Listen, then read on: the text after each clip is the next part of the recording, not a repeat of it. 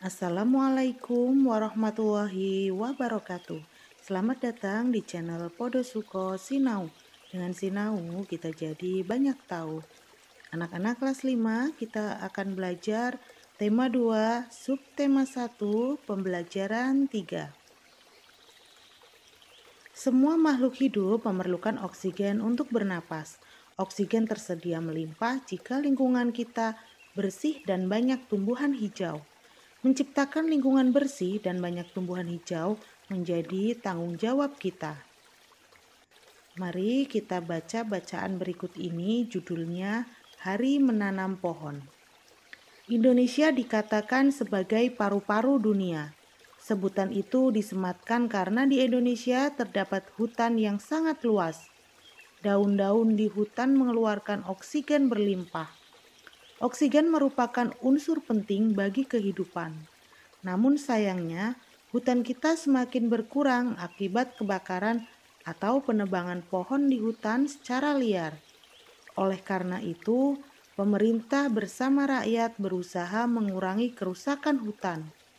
Salah satu upaya yang dilakukan yaitu menanam kembali pohon di lingkungan.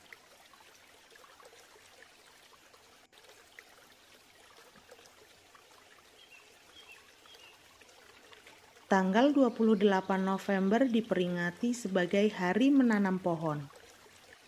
Peringatan Hari Menanam Pohon pada tahun 2015 diawali sejak tanggal 26 November. Presiden melakukan penanaman pohon di Taman Hutan Rakyat Sultan Adam, Kalimantan Selatan. Ada 10.000 pohon ditanam di hutan itu. Pohon yang ditanam pun bermacam-macam, termasuk pohon-pohon yang buahnya dapat dimakan. Kita dapat berperan serta untuk mengembalikan paru-paru dunia. Menanam pohon tidak hanya dapat dilakukan di hutan. Kita dapat menanam pohon di lingkungan sekitar kita. Semakin banyak pohon di lingkungan kita, semakin banyak pasokan oksigen bagi kehidupan. Dari bacaan Hari Menanam Pohon di atas, lengkapilah peta pikiran berikut. Yang pertama, yaitu kapan Hari Menanam Pohon? Hari Menanam Pohon diperingati setiap tanggal 28 November. Di mana kegiatan dilakukan? Kegiatan menanam pohon dilakukan di Taman Hutan Rakyat Sultan Adam, Kalimantan Selatan. Pohon apa yang ditanam? Pohon yang ditanam bermacam-macam, termasuk pohon-pohon yang buahnya dapat dimakan. Mengapa kita harus menanam pohon? Ya karena semakin banyak pohon di lingkungan kita, semakin banyak pasokan oksigen bagi kehidupan. Siapa yang melakukan penanaman pohon pada Hari Menanam Pohon? Presiden. Apa yang dilakukan? Kegiatan yang dilakukan yaitu menanam pohon.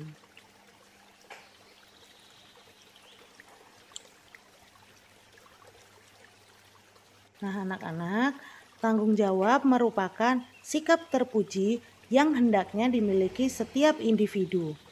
Sikap tanggung jawab mencerminkan nilai karakter setiap individu. Jadi, karakter seseorang tercermin dalam sikap tanggung jawabnya, baik terhadap diri sendiri, orang lain, masyarakat, maupun bangsa dan negara. Orang yang bertanggung jawab dapat dikatakan sebagai orang yang berkarakter. Nah, tanggung jawab sebagai individu diantaranya tanggung jawab terhadap diri sendiri, tanggung jawab terhadap keluarga, tanggung jawab terhadap masyarakat, terhadap bangsa dan negara, dan terhadap Tuhan Yang Maha Esa. Kita akan bahas satu persatu, mulai dari tanggung jawab individu terhadap diri sendiri. Tanggung jawab terhadap diri sendiri. Tanggung jawab terhadap diri sendiri menuntut kesadaran setiap orang untuk memenuhi kewajibannya sendiri dalam mengembangkan kepribadian sebagai manusia pribadi. Contohnya, Evi mendapat pekerjaan rumah dari bu guru untuk dikumpulkan esok hari. Akan tetapi, Evi justru menghabiskan waktu untuk menonton acara televisi. Evi tidak mengerjakan pekerjaan rumah. Esok harinya, Evi ditegur bu guru dan Evi mendapat sanksi. Dalam peristiwa ini, Evi harus bertanggung jawab atas dirinya sendiri akibat tidak mengerjakan pekerjaan rumah dari bu guru. Selanjutnya, tanggung jawab terhadap keluarga. Tanggung jawab terhadap keluarga menjadi tanggung jawab seluruh anggota keluarga, baik ayah, ibu, maupun anak. Contohnya, seorang ayah bekerja keras untuk menafkahi anggota keluarganya dan demi memenuhi kebutuhan pendidikan anaknya. Ayah tersebut telah melaksanakan tanggung jawabnya sebagai kepala keluarga. Jika kamu sebagai seorang anak bersikap disiplin dan sungguh-sungguh dalam belajar, berarti kamu melaksanakan tanggung jawab terhadap keluarga. Tanggung jawab terhadap masyarakat.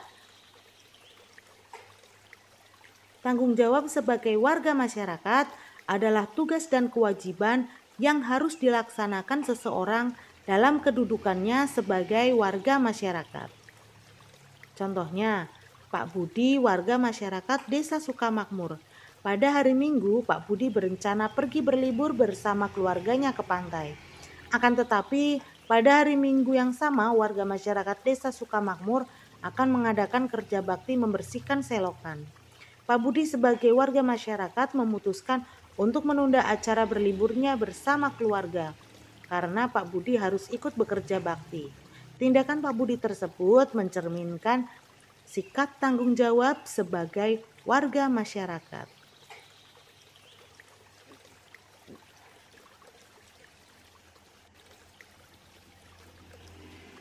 Tanggung jawab terhadap bangsa dan negara.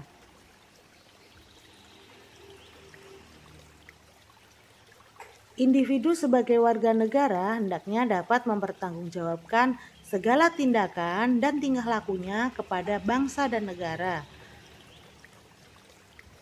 Contoh, anggota tim nasional bulu tangkis Indonesia berusaha sekuat tenaga untuk mengharumkan nama bangsa Indonesia. Mengharumkan nama baik bangsa Indonesia di mata dunia menjadi tanggung jawab setiap warga negara Indonesia.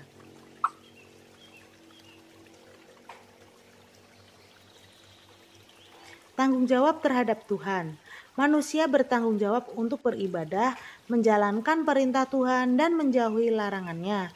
Contoh, tanggung jawab manusia terhadap Tuhan Yang Maha Esa antara lain beribadah sesuai ajaran agama yang dianut. Nah, anak-anak, mari kita perhatikan peta Indonesia berikut. Kondisi geografis Indonesia beragam. Ada wilayah daratan dan ada pula wilayah perairan. Kondisi geografis yang beragam menyebabkan beragam pula jenis kegiatan ekonomi masyarakat. Keragaman ini disesuaikan dengan kondisi alam atau geografi suatu wilayah.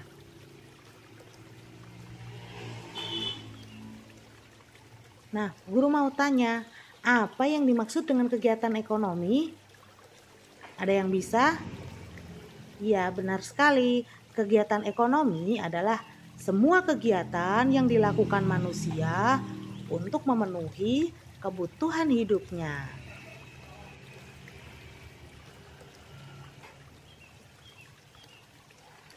Jenis kegiatan ekonomi di masyarakat yaitu pertanian, perikanan, peternakan, perkebunan, pertambangan, kehutanan, perdagangan, perindustrian, dan pelayanan jasa. Kita mulai bahas satu persatu, dimulai dari pertanian dan perkebunan. Hasil pertanian antara lain padi, jagung, ubi, kedelai, sagu, umbi-umbian, sayuran, dan buah-buahan. Tanaman perkebunan mencakup tanaman musiman dan tanaman tahunan. Tanaman musiman berumur pendek, misalnya tanaman tebu, tembakau, dan rosella. Tanaman tahunan berumur panjang, misalnya tanaman kelapa sawit, kopi, cengkeh, teh, karet, cendana, lada, dan kayu putih. Hasil perkebunan menjadi komoditas unggulan ekspor. Peternakan. Peternakan adalah kegiatan usaha budidaya hewan yang diambil hasilnya. Hasil peternakan terdiri atas daging, telur, susu, kulit, dan bulu. Jenis peternakan ada 3, yaitu peternakan hewan kecil, misalnya kelinci, kambing, domba, dan biri-biri. Peternakan hewan besar, misalnya sapi, kerbau, dan kuda. Peternakan unggas, misalnya ayam, itik, dan burung puyuh. Perikanan. Usaha perikanan dibedakan menjadi perikanan darat dan perikanan laut. Perikanan darat yaitu usaha memelihara dan menangkap ikan di perairan darat. Perikanan darat terdiri atas perikanan air tawar dan perikanan air payau.